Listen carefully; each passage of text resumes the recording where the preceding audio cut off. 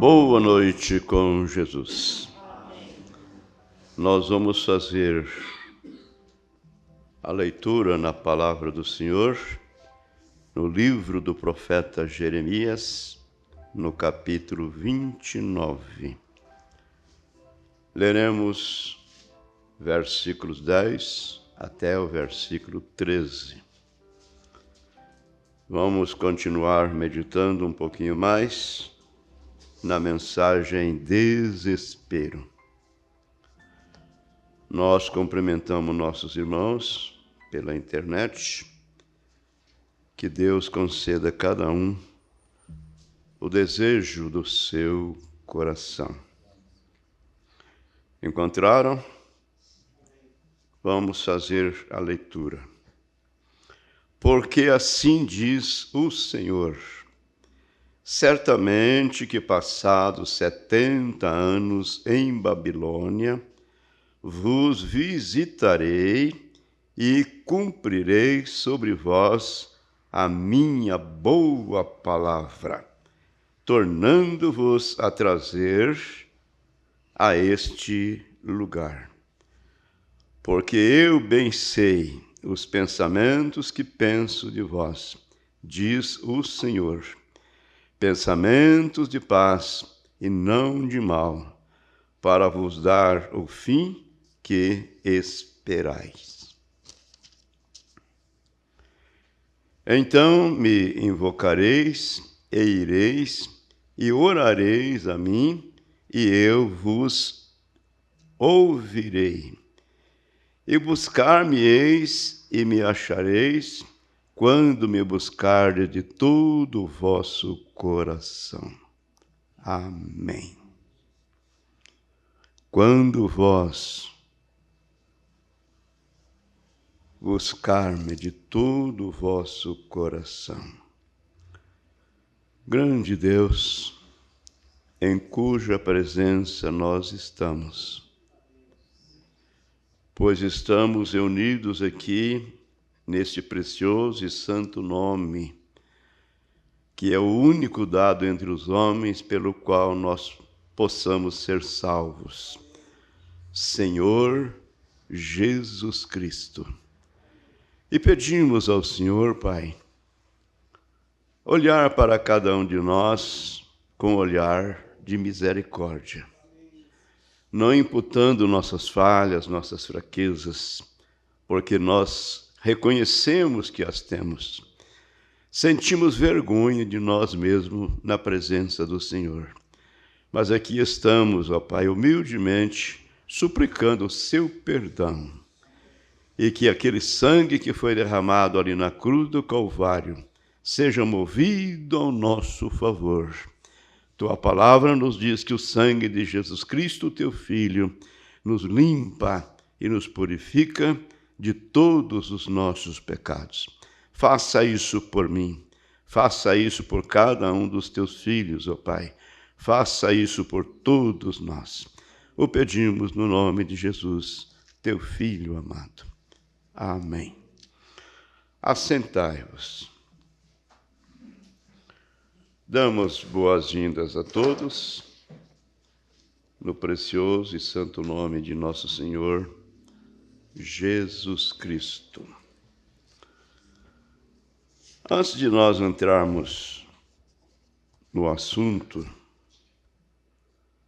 vamos voltar um pouquinho aqui na mensagem desespero, no parágrafo 37, aonde o nosso Elias nos diz: agora vamos falar sobre desespero. Agora vamos falar sobre desespero por uns momentos. Em geral, se requer um estado de emergência para fazer-nos chegarmos ao desespero. Em geral, é necessário que haja uma emergência para fazer chegarmos ao desespero. É uma pena que tenha que ser assim. Porém, os seres humanos são tão preguiçosos mentalmente que se necessita uma emergência, algo que chegue subitamente. E quando assim sucede, então chegam a um estado de desespero. Porém, a verdade é que ao estar num estado de desespero, isso mostra a verdade do que você é. Isso tira algo que as pessoas trazem por dentro durante muito tempo, quem sabe até durante muitos anos.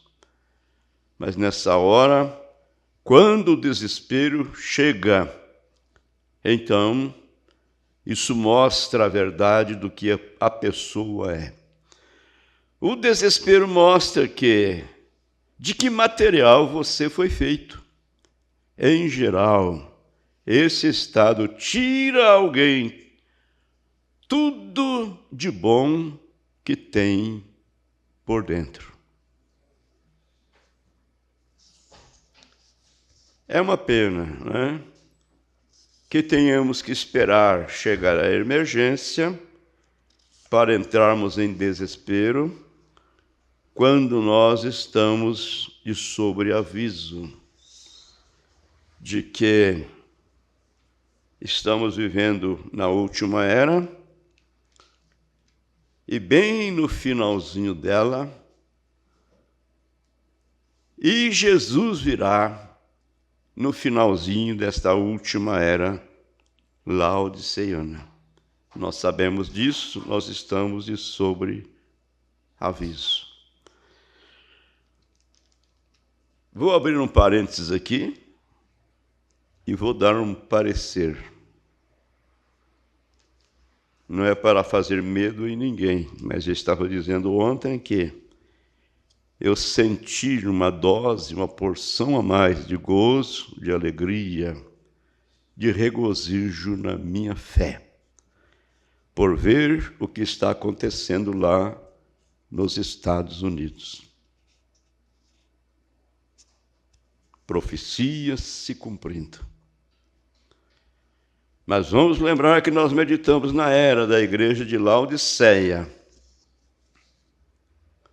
que a última visão que o nosso Elias teve, ele diz que ouviu um grande estrondo, e quando olhou para trás não viu nada mais senão escombro e crateras sobre os Estados Unidos. Então nós temos a guerra, duas guerras, Israel contra o Hamas, a Rússia contra a Ucrânia, e temos esse acontecimento ali. Agora eu pergunto, está você preparado para sair daqui a qualquer hora? Que o profeta diz que antes que a bomba atômica saia do hangar, Jesus virá e arrebatará a sua noiva. Amém.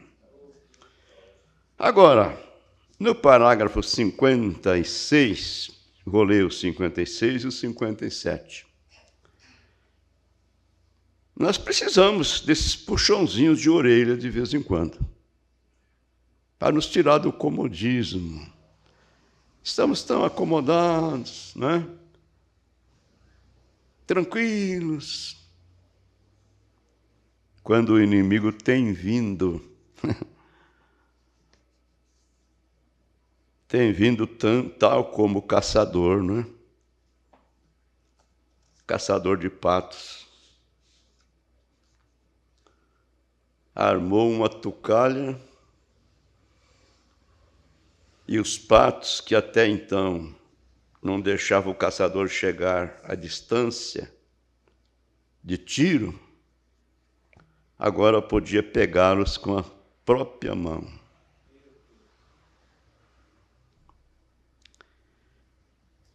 E sabemos que o nosso inimigo, chamado Satanás, ele é muito astucioso, não é? Ele é muito sagaz. Então, ouvimos isso. O profeta diz: eu creio que a razão pela qual não desesperamos é porque há grande escassez do amor de Deus. Eu creio, disse o profeta, que a razão de o porquê não desesperamos é porque há uma grande escassez do amor de Deus. O amor ágape. Há escassez do amor filho, quanto mais do amor ágape. Há uma escassez do amor de um para o outro, os seres humanos aqui, quanto mais pelo amor divino. Eu penso, disse o profeta, eu penso que o amor de Deus produz o desespero.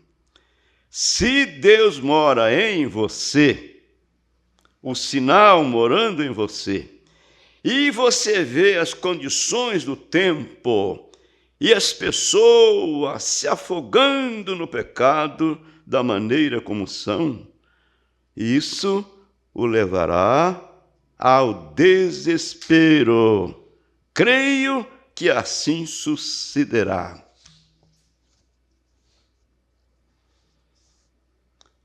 Agora, a palavra nos diz claramente, no livro de Gálatas 5, verso 6, que a fé obra pela caridade. Caridade é amor. A fé obra pela caridade, a fé obra pelo amor. E a única maneira de você ter fé é tendo primeiro amor. A fé é ativada pelo amor. E se você não tem amor, não pode ter fé. Como você pode ter fé em sua esposa se você não a ama? E isso é apenas no sentido do amor filho. Agora, que tal com o amor ágape, o amor de Deus? Como pode então ser se você não ama a Deus? Amados, que o Espírito Santo vivifique estas poucas palavras em nosso coração. Parece até que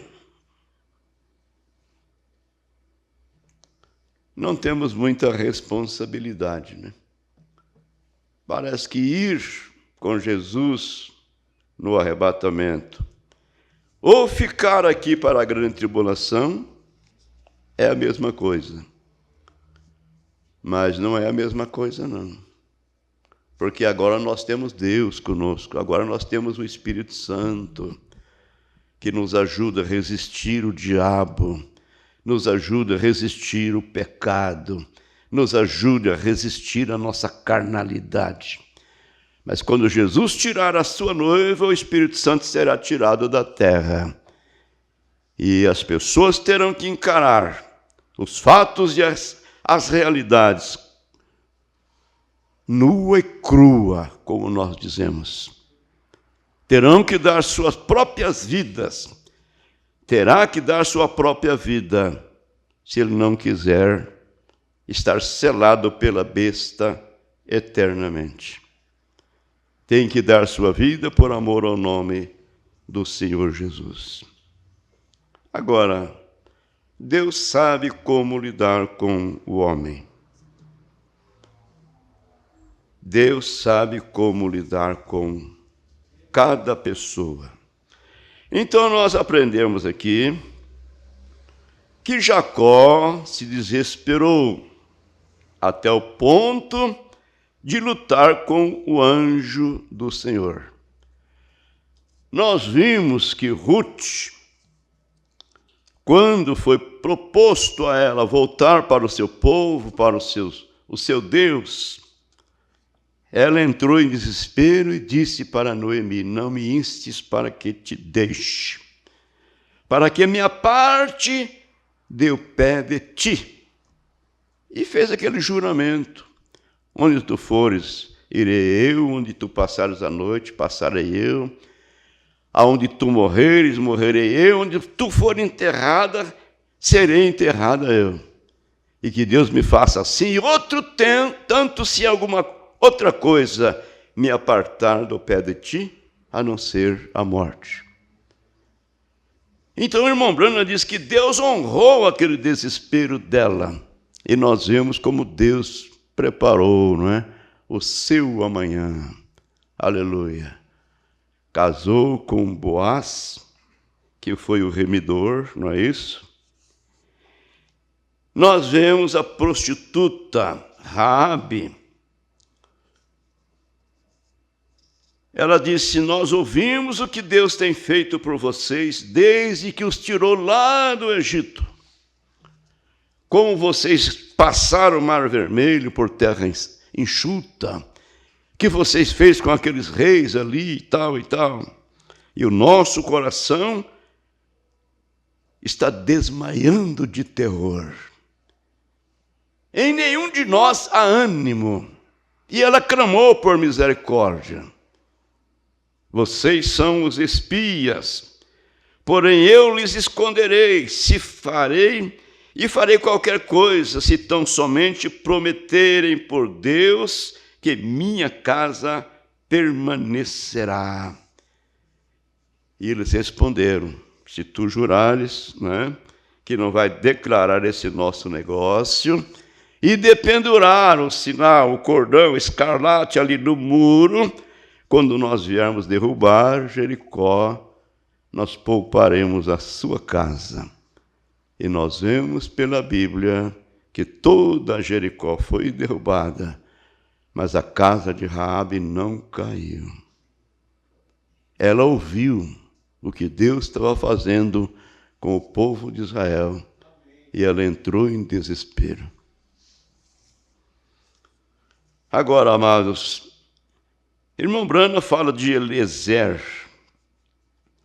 o servo de Abraão, que também entrou em desespero quando lhe foi dada a responsabilidade de encontrar uma esposa para Isaque, filho de Abraão. O profeta de Deus, irmão Branham, diz que Eliezer, sabendo do tamanho da responsabilidade que ele tinha, ele entrou em desespero. Vou ler um pouco disso aqui. Eliezer de Damasco foi um grande homem e havia encontrado graça com Abraão. Era um servo de confiança de Abraão, o qual também lhe tinha suficiente confiança para enviá-lo em busca de uma esposa idônea e justa para seu filho Isaque, por meio do qual veria Cristo. E Eliezer, sendo um homem espiritual, sabia o que isto significava. Ele sabia, a esposa deste homem tinha que ser uma mulher justa e idônea. E agora, como a ia escolher? Como? Ele era um homem comum, normal, como qualquer um outro. Então ele precisou de Deus, tal como nós precisamos de Deus também. E sabemos que esse Deus está bem pertinho. Esse Deus veio ao nosso encontro. E o conselho do profeta Isaías foi: buscai o Senhor enquanto se pode achar. Invocai-o enquanto está perto.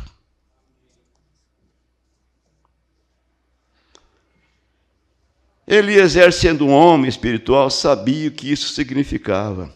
Ele sabia, a esposa deste homem tinha que ser uma mulher justa e idônea. E agora, como a ia escolher?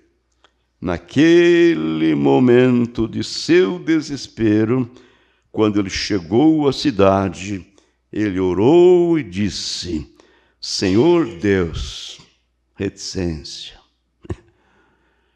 Assim é quando chega ao desespero, ponha-se a orar. Aleluia. Enquanto as coisas tudo vai bem, não é? Não precisa de orar muito, não. Para quê? Se o ninho está bem macio, bem fofinho, não é? Meu Deus.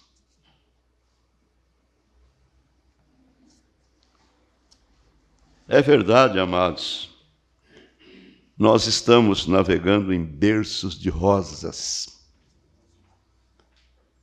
Porém, repito, Deus sabe como lidar com o homem. Se é preciso ele colocar alguém aí sobre uma cama com a cara para cima, né? Para poder entrar em desespero e orar, se ele vê que é preciso, ele pode fazer isso. O importante para nós é não perder o arrebatamento. Então, naquele momento, o desespero chegou e ele foi orar. Senhor e Deus, assim é quando chega o desespero, ponha-se a orar. Ele disse: Senhor e Deus, permita que a primeira jovem que chegar e der de beber ao camelo e também a mim, essa seja a que busco. Essa seja escolhida pelo Senhor para ser a esposa do filho do meu senhor Abraão. Ele orou, a Bíblia mostra que ele orou, e ele ficou ali junto à fonte de água. E logo então a linda Rebeca desceu para pegar água. E ele disse: dá-me de beber. Ela abaixou o seu cântaro e disse: não somente a ti, mas também darei de beber a todos os teus camelos. O profeta diz: ela tirou latas após latas de águas para saciar a sede daqueles. O profeta fala aquelas bestas. E foi justamente aquelas bestas, aqueles camelos que ela deu de beber, que a transportou ao encontro de Isaque, ao encontro do esposo. O Espírito Santo que você dá-lhe beber, que você alimenta agora, com a palavra do Senhor, com a oração, é esse Espírito Santo que vai nos transformar e vai nos colocar, então, subirmos ao encontro do Senhor nos ares. Então, quando ele pediu, dá-me de beber, ela abaixou o seu cântaro e disse: não somente a ti, mas também aos camelos. E quando ela terminou de dar água para aquelas bestas, ele perguntou: de quem você é filha? Era justamente uma filha do irmão de Abraão. E era isso que Abraão queria. Irmãos, nós estamos lendo, não é de um livro de história, nós estamos lendo da Bíblia, é da palavra de Deus, é a Sagrada Escritura, portanto, isso é assim diz o Senhor. E logo Rebeca, aquela linda jovem, quando chegou e deu de beber ao camelo, Eliezer disse depois: não detenhas minha viagem. Ela tinha que tomar uma decisão, ir ou ficar. O profeta diz: ela era um tipo da noiva. Se casaria com um moço, com um rapaz que ela não conhecia, nunca o tinha visto. Somente tinha ouvido falar dele através desse mensageiro chamado Eliezer. Ela era um tipo da noiva. Você nunca viu Jesus cara a cara, mas você ouviu falar dele através do mensageiro, através do profeta, e você creu nele. Você tomou uma decisão nítida. saiu de sua denominação e abraçou a Jesus, abraçou a palavra. Foi isso que ela fez. Eliezer disse, não detenha a minha viagem. Ela tinha que tomar uma decisão, ir ou ficar. Ela foi um tipo da noiva. Se casaria com um homem que nunca havia visto? Agora, isso é algo muito tremendo. Nunca o havia visto e apenas havia ouvido dele por meio de seu servo. Ela foi um tipo da noiva. Vocês nunca têm visto a Cristo, porém escutam por meio de seus servos como é Ele. E vendem tudo o que têm, deixam as casas e tudo demais que seja necessário para ir encontrá-lo. Amém. E observem como ela toma esta decisão, sendo um tipo da noiva. Deixou o seu lar denominacional para ir encontrar-se com Isaque.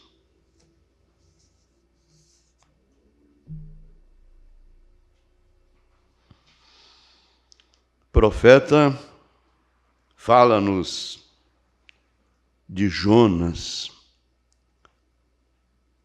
Jonas é aquele profeta que fugiu da presença do Senhor. Profeta fujão. Ele tinha motivos, né?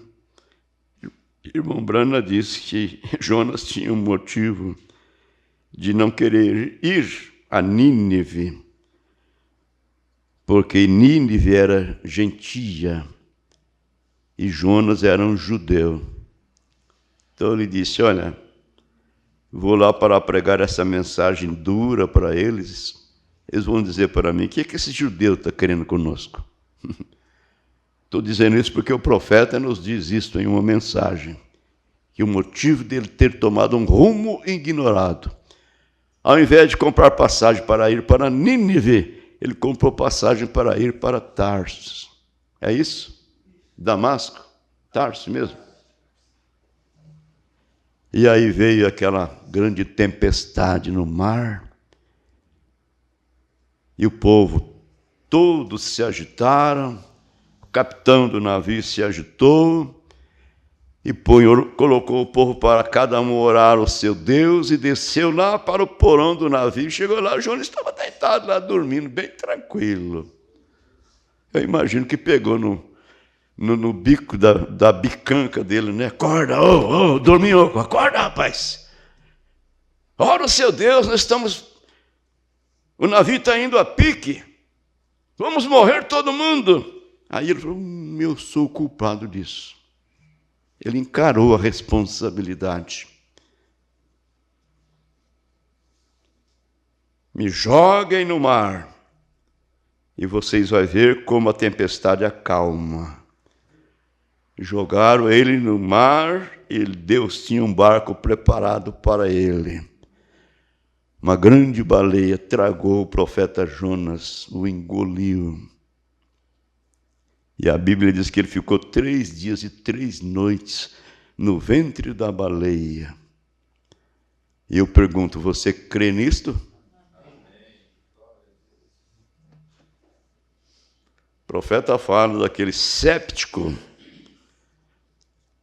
que a menininha vinha voltando da escola dominical no domingo com sua Bíblia na mão, e aquele homem perguntou, garota, de onde você vem com esse livro na mão? Eu estou vindo da igreja, estou vindo da escola dominical. Você não acha que você está perdendo todo o seu tempo? Não estou perdendo nada, estou ganhando tudo. Aí ele perguntou, você crê em tudo que esse livro aí diz? Sim, eu creio, ele é a palavra de Deus, é a Bíblia Sagrada. E aquela história de Jonas, 3 dias e 3 noites no ventre da baleia, você crê naquilo? Sim, senhor, eu creio. Como você pode explicar isso para mim? Ela diz, quando eu chegar lá no céu, eu vou perguntar para o irmão Jonas. Aí o incrédulo falou, e se o Jonas não estiver lá no céu? Falei, então é a sua vez de perguntar para ele. Aí você pergunta para ele, você encontrar com ele lá no inferno, pergunta para ele lá. Então o irmão Branham fala, olha, Jonas foi lançado no mar no tempo de uma grande tormenta, tempestade, né? E ali se encontrava no profundo do mar, no ventre de uma baleia. Todas as esperanças de salvação havia se acabado. Porém, recordou que quando Salomão estava dedicando o templo, disse, Senhor, se alguém chegar a estar aflito em qualquer lugar e chegar a olhar para este lugar e orar, escute-o. E ali no ventre da baleia, imagino que se esforçou para ajoelhar-se e ele estava revolvendo-se no vômito da baleia e ali orou em desespero. E nessa condição desesperada, apenas contava com os poucos respiros de oxigênio no ventre daquele peixe. Porém, com esses poucos respiros de oxigênio, nem sabendo como orientar-se, disse, Senhor, creio que eu estou olhando para o templo, e naquele desespero e com escassez de oxigênio, ele orou sob as circunstâncias. Isso era algo que nunca se havia feito antes. Ele nunca havia estado em desespero antes. Porém, agora chegou a vez dele. Porém, ele estava desesperado. Ele orou a Deus. Ele orou e Deus o manteve vivo por 3 dias com suas noites. E o libertou no preciso lugar onde ele tinha que dar sua mensagem. Isso foi em desespero. Estamos servindo ao mesmo Deus. Oh, amados, irmão Branham nos diz que Deus amou tanto aquele homem, que ele mesmo desceu para salvar o homem. O amor de Deus proveu a graça. E essa graça soberana veio quebrando todas as tradições religiosas e rompendo todas as barreiras denominacionais. E alcançou você, alcançou a mim, alcançou a cada um de nós. Oh, igreja! Vamos beliscar a nossa consciência. Vamos nos despertar. O profeta diz, igreja, sacudam-se. Belisquem a consciência e despertem nesta hora. Temos que entrar em desespero ou pereceremos.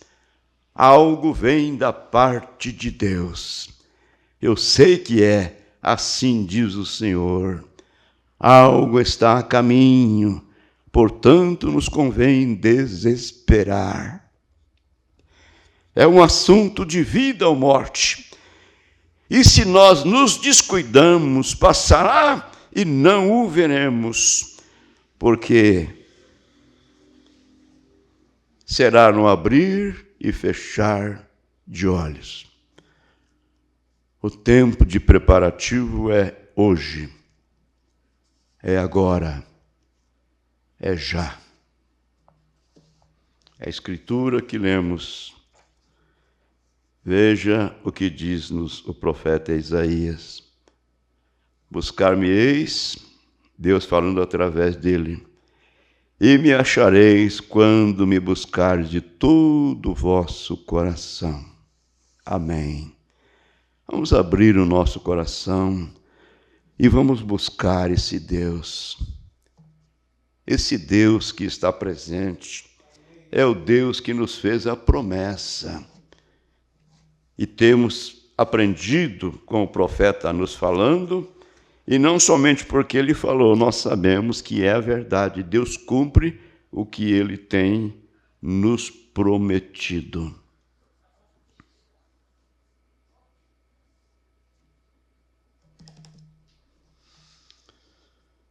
Acho que eu não anotei aqui.